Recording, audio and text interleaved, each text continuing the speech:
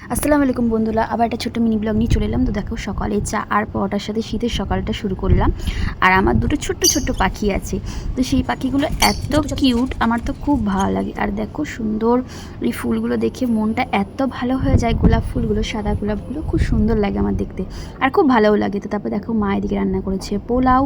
আর পোলাও বিশেষ করে আমার আলু ভাজা আর চিকেনের সাথে খেতে এত ভালো লাগে। তো প্রায় আমার যখন ভালো লাগে মাকে বলি মা রান্না করে। আর পোলাওয়ের সাথে আলু ভাজা বেগুন ভাজা হবে না, এটা কি করে হয়? সাথে আছে চিকেন। আর এদিকে দেখো খাওয়া দাওয়া করে আমি বসে পড়েছি রোদ্রের মধ্যে একটু চুল শুকাতে, যেহেতু গোসল করেছি, প্রচণ্ড ঠান্ডা লাগছে। তারপরে এদিকে বিকেলের দিকে মানে ছাদের মধ্যে আসতে আমার ভীষণ ভালো লাগে। এদিকে জামা কাপড়ও তোলা হয়, আর প্লাস এদিকে ওয়েদারটাও আমার দেখা হয়। এত ভালো লাগে, সূর্যটা সবে অস্ত যায়, তো আমার ভীষণ ভালো লাগে দেখতে। তো সেই সময় আমি একটুখানি ভিডিও ক্যাপচার করে নিই, আর সাথে একটু বিকালের আনন্দটা উপভোগ করি। আর তো বিকালের দিকে টিফিন টাইমে খেয়ে নিয়েছিলাম চাউমিন, আর একটু স্পাইসি খেতে বিকেলের দিকে খুব ভালো লাগে। তারপরে মেয়েকে পড়তে বসিয়ে নিয়েছিলাম।